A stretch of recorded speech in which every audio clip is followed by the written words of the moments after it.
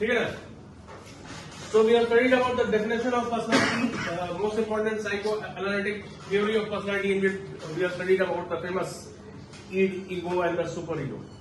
Now we are going to study about the different personality orientations influencing OB. Different personality orientation. What are the different types of personality found in the human being, especially in an organization? And under you can analyze yourself as a manager. You have to analyze under which personality dimension a particular individual falls. So first is authoritarianism.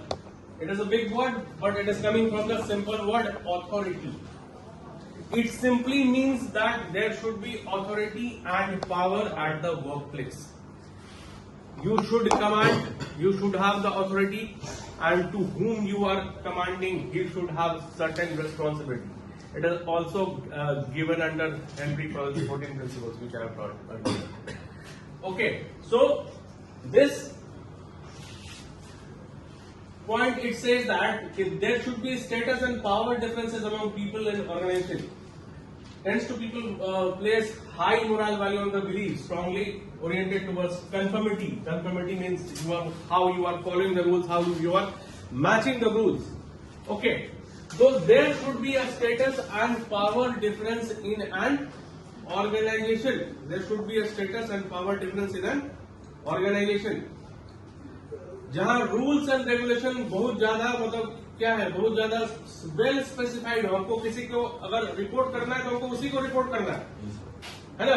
आपको अगर हमसे काम है तो आप सीधे आके बोलिएगा, बीच का कोई आदमी आपको नहीं आपको इंटरफियर करेगा, है तो देयर शुड बी अथॉरिटी. अगर इस तरह का कोई लोग है तो वो ऑथोरिटेरियनिज्म को अच्छा से फॉलो करते हैं किसी ऑर्गेनाइजेशन में, और वो जहां पे उस तरह के लोग क्या करेगा, उस तरह के लोग वहीं पे सक्सीड करेगा जहां पे रूल्स एंड रेगुलेशन सही ढंग से बना.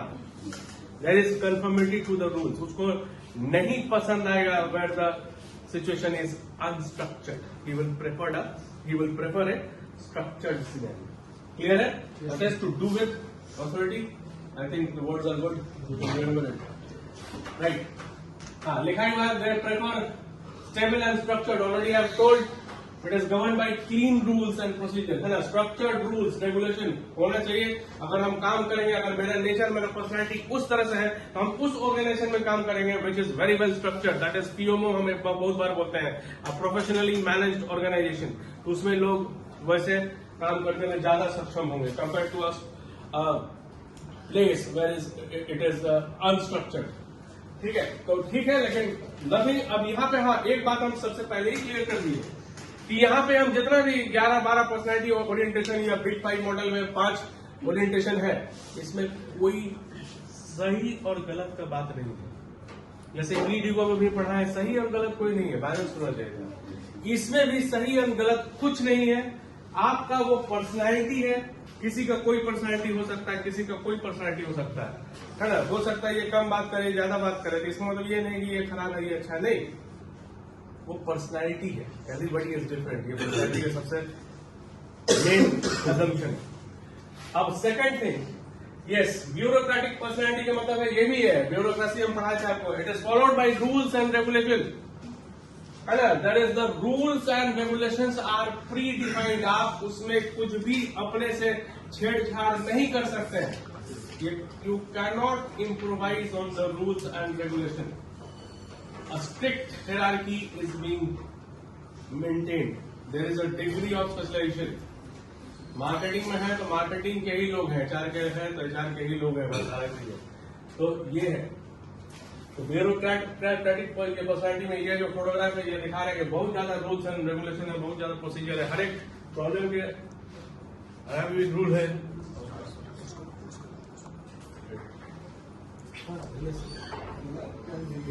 सर ये एब्सेंट है.